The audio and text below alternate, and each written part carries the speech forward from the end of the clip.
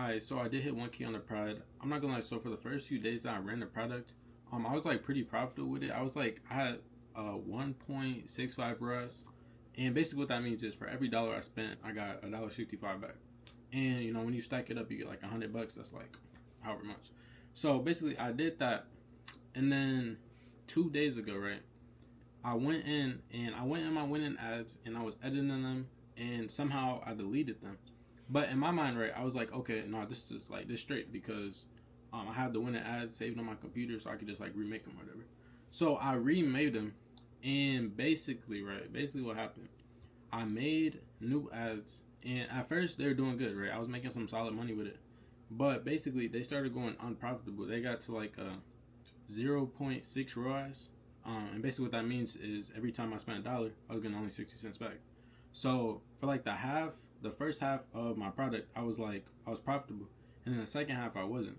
And then basically what happened now? So this might be the dumbest stuff, bro. Basically, I don't know why, but I upped the ad spend to $200 a day, and basically, right. So I'm spending all this money, and I'm getting sales for my product. But so like I have 1,000 sitting in Shopify right now, but I'm not able to like funnel that back into the business because the product's like completely new. Like my Shopify is completely new, so I can't even get new. Like I can't get my payouts until like February something.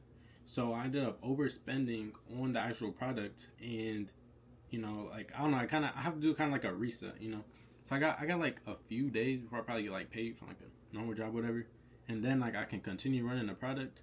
But in my mind, right, I'm thinking, right, so if I wait until like what, probably like the 31st or 30th to get paid, and then say I try to go back into the same product, if I do the same thing that I did before, I'm gonna have the same results. You know, like you're not gonna do the same thing and expect like a different result, you know.